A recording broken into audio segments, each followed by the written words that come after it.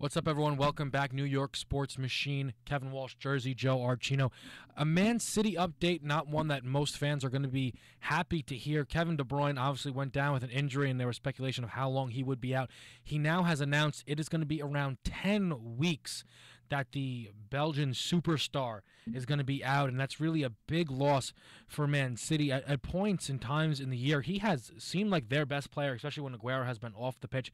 Luckily for them, now Aguero has came back. But what does this loss mean for Manchester City's title hopes? You know, this is as devastating as it could be. I already look at Manchester City and I say they don't have the competitive advantage in their favor when the games matter the most. I mean, you go and you look at this list. I mean, I could read them all out to you. Tottenham, they lose 4-1. Man United, the inability to get that win. They lose 4-1 to Liverpool, 2-1 to Arsenal, draw against Leicester, 0-0 to Everton, a draw against West Ham. There's an inability to defeat or get wins against the clubs that matter. A lot of that has been the inability to play as a team. Obviously, Vincent Kompany's injuries haven't helped things.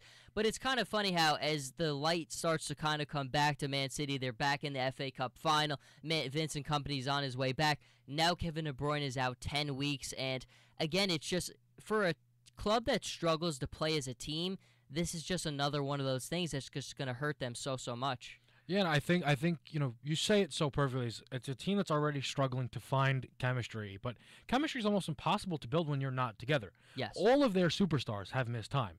Vincent Kompany, I mean, there's a crazy stat out there, like they've conceded a thing maybe once when he's been on the actual field. Aguero, who's just he's a walking injury. Now the Kevin De Bruyne problem. I believe David Silva had missed a little time early on. Yeah. So that's really been a struggle for them. But obviously, this is sports. You lose a guy, someone has to step up. And I ask you, who do you think now needs to step up, in the midfield? Or, sometimes they did play De Bruyne out wide. Who is that guy that you think they're going to now turn to? The guy you would always expect them to turn to in a case like this is Yaya Toure. The problem is, I don't think that he's happy there. I think the frustration's been building more and more. Last season, I was shocked that he stayed. I thought him to Inter Milan was going to be a done deal. It didn't happen. He stayed with Man City, and the goals started coming early in the season.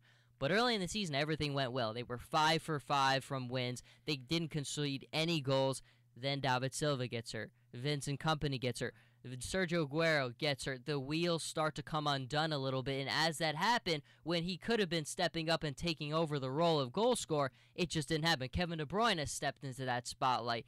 So right now, the frustrating thing I think for City fans is this is a side that has the most talent collectively in the Premier League. But the competitive advantage is not in their favor. You can't be spending this massive sums of money on these tremendous players and not have them playing as a team, not be getting advantage wins when you're the better side. And I think, now there are two players who this really affects. And the first is Sergio Aguero. He has to just stay healthy. He does. He is, I think at the moment, he has 12 goals on the year. He's top 5 in the Premier League. Yes. And he feels like he's just not been on the actual field. That's the amazing thing. He is as good a striker as anyone in this world. He's absolute world class. And a lot of times, when people compare the Premier League to the bigger clubs, and they say, can anyone in the Premier League start on a Bayern, a Real, a Barcelona? The one player you can always turn to is, you say, a healthy Sergio Aguero can start on any of those teams. So he just needs to stay healthy because that gives them a big advantage over a lot of these clubs. The second player, the youngster, the new signing, Raheem Sterling, he, similar to Kevin De Bruyne, can play in the midfield, but can also play out wide. And I think that it's going to be extra pressure now on Raheem to step up and elevate his game to the next level. He came to Manchester City because he said he wants to play in important matches, and he wants to be a part of teams that are going to be successful and win titles. Well, now it is his opportunity, and it's his job. It's a necessity for him to step up and fill that role and get this team where they belong. There's no question about it. And, I mean, it was magic watching early in the season him and David Silva feeding off of one another.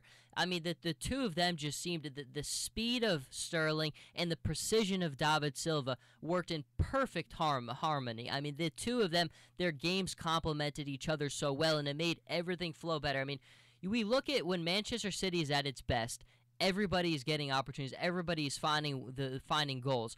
When Manchester City struggles is when they're only resorting to Sergio Aguero playing hero ball all the time.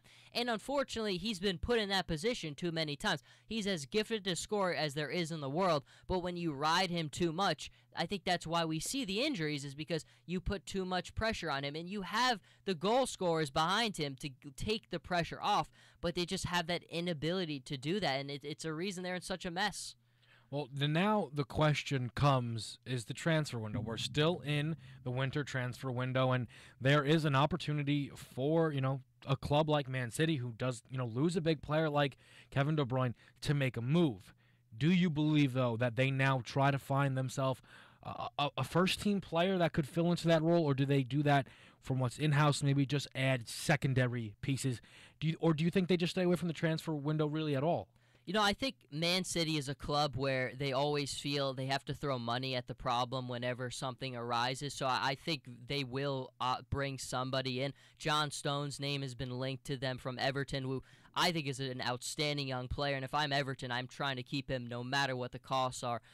But for Man City, I think you have to stop believing that. It's not whenever there's a problem you throw money at it and it goes away. You need to just be a better collective team. I think that's as much a problem with Manchester City as anything, is they don't play as a team. I mean, we look at Barcelona and how team-oriented they are. There's a reason they're the best in the world, because they are in perfect harmony. They all get along. And I think sometimes the egos of a big club like this, when everybody's making outstanding sums of money, sometimes you're making all that money and the chemistry is not always there. I mean, I'll look at pictures on Instagram and I'll see Vincent Kompany sitting by himself. I'll see all these players sitting by themselves. If you look on FC Barcelona, is Neymar sitting by himself? Never. No, he's not. And I think that's as much a problem as anything. You have to be a better team. You have to play as a team, and they just don't do it. Well, there's a lot of questions now surrounding Manchester City. Are their title shots done? Comment down in the comments below. Let us know your thoughts. If they're not done, how do they do it? Who steps up for them? Let us know in the comments. Kevin Walsh, Jersey Joe. We'll see you guys next time.